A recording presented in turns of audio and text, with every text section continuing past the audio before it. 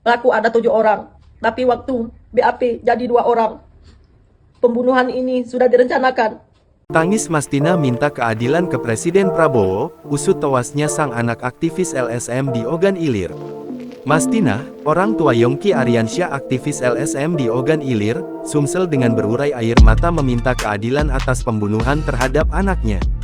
Sebab hingga saat ini, kasus pembunuhan terhadap Yongki Aryansyah belum menunjukkan progres signifikan. Belakangan, polisi telah menetapkan seorang tersangka, namun gerombolan pembunuhan hingga kini belum ditangkap. Lambannya penuntasan penyelidikan perkara pembunuhan ini membuat orang tua Yongki kecewa. Mastina, orang tua Yongki pun mengunggah video permohonan agar keadilan ditegakkan. Yang terhormat, Bapak Presiden dan Wakil Presiden, Bang Hotman Paris, Bapak Kapolda Sumatera Selatan, saya orang tua korban ingin meminta bantuan terhadap kasus pembunuhan anak kami Yongki Aryansyah 19 Oktober 2024, Ogan Ilir, Palembang. Almarhum dibunuh. Keterangan saksi sekarang justru memberatkan almarhum. Entah saksi diintimidasi atau justru bekerja sama dengan pelaku pembunuhan.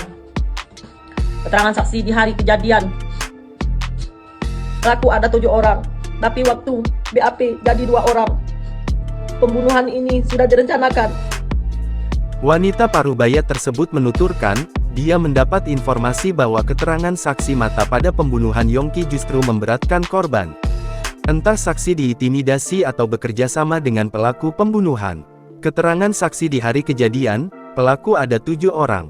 Tapi waktu BAP, berita acara pemeriksaan, jadi 2 orang, ungkap Mastina. Dia menduga pembunuhan ini sudah direncanakan karena mobil Yongki diadang alat berat sebelum peristiwa tersebut.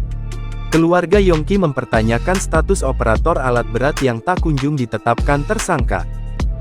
Karena mobil Yongki dihadang alat berat, operator alat berat tersebut pun tidak dijadikan tersangka. Tolong ungkap kasus ini, Pak. Siapa dalang di balik pembunuhan ini? Karena semua proses hanya berdasarkan keterangan dari BAP saja.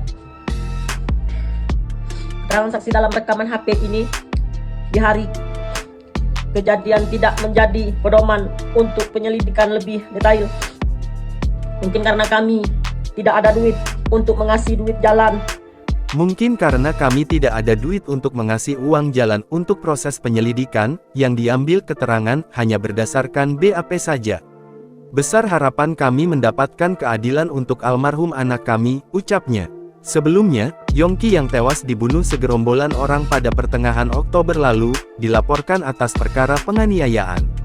Informasi ini didapatkan tribunsumsel.com dan sripoku.com dari seorang perwira Polri di Polda Sumatera Selatan. Informasi yang diterima, laporan dilayangkan keluarga tersangka berinisial R. Seperti diketahui, tersangka R sempat dirawat di rumah sakit karena mengalami luka tembak dan tusuk akibat perlawanan korban. Direktur Ditreskrimum Polda Sumatera Selatan, Kombes Pol M. Anwar Reksowijojo mengatakan, tindak lanjut perkara ini masih terus berlanjut. Masih berproses mengumpulkan alat bukti secara maksimal, kata Anwar dihubungi terpisah. Polisi memastikan perkara ini akan diproses hingga tuntas. Download Tribun X sekarang, menghadirkan lokal menjadi Indonesia.